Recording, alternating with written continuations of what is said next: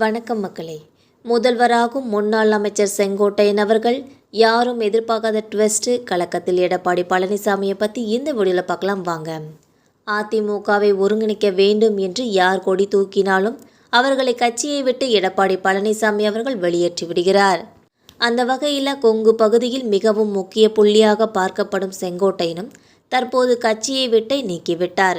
நடிகர் எம்ஜிஆர் காலத்தில் இருந்து அதிமுகவை பார்த்து வரும் இவருக்கே கட்சிக்குள் இந்த நிலைமையா என்று பலருமே வசைப்பாடி வருகின்றனர் என்பது குறிப்பிடத்தக்கது. ஆனால் இவரை கடந்து அதிமுக செயல்படுவது என்பது சற்று கடினம்தான். கொங்கு மண்டலத்தில் இவருக்கு உள்ள செல்வாக்கை வைத்து எளிமையாக ஓட்டுகளை பெற்றுவிடலாம். ஆனால் இவருக்கு மாற்று என போட்டால் கள அளவில் அதிக வேலை செய்ய வேண்டியிருக்கும் என்பது குறிப்பிடத்தக்கது.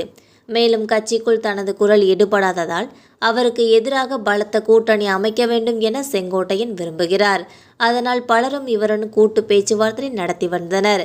ஆனால் கரூர் அசம்பாவிதத்திற்கு பின்னாடி நடிகர் விஜய்க்கு இப்படி ஒரு அரசியல் பிரவேசம் அமையும் என்று எதிர்பார்க்கவில்லை. வரும் மாதத்தில் நடிகர் விஜயுடன் கட்சியில் இணைந்து செயல்பட உள்ளதாக தகவல்கள் வெளியாகியுள்ளது. எப்படி அதிமுகவிலிருந்து வெளியேறி தேமுதிகவின் விஜயகாந்திற்கு பன்ருட்டி ராமச்சந்திரன் அவர்கள் ஒரு வழிகாட்டியாக இருந்தாரோ அதே போல கத்துக்குட்டிக்கு சொல்லிக் கொடுத்த பெரிய பொறுப்பில் அமர நினைக்கிறார் என்பது குறிப்பிடத்தக்கது.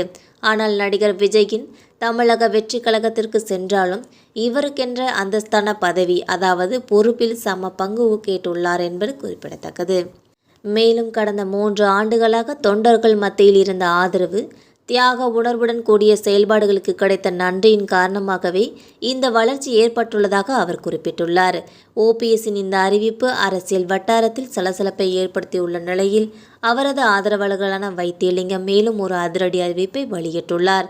அதாவது அதிமுகவின் பிளவுபட்ட சக்திகள் இன்னும் 1 மாத காலத்திற்குள் ஒன்றிணைந்து செயல்படவில்லை என்றால் தங்கள் அமைப்பு தனிப்பெரும் கட்சியாக புது அவதாரம் எடுக்கும் என்றும் அவர் கெடு விதித்துள்ளார். மேலும் டிசம்பர் 15ஆம் தேதிக்குள் அதிமுக ஒருங்கிணைப்பு நடத்தி திருத்தவில்லை என்றால் திருத்தப்படுவீர்கள் என தமிழக முன்னாள் முதல்வர் ஓ பன்னீர்செல்வம் அவர்கள் எச்சரிக்கை விடுத்துள்ளார். இதையடுத்து பாஜகவுடன் நல்ல நட்புறவில் இருந்த ஓபிஎஸ் அவர்கள் தமிழகம் வந்த பிரதமர் மோடியை சந்திக்க அனுமதி கேட்டு அது கிடைக்கவில்லை. இதற்காக தமிழக பாஜக தலைவர் நயினார் நாகேந்திரனை பலமுறை ஓபிஎஸ் அவர்கள் தொடர்பு கொண்டும் அவர் போனை எடுக்கவில்லை என்பது குறிப்பிடத்தக்கது. மெசேஜையும் பார்க்கவில்லை என ஓபிஎஸ் அவர்கள் குற்றம் சாட்டியுள்ளார் என்பது குறிப்பிடத்தக்கது.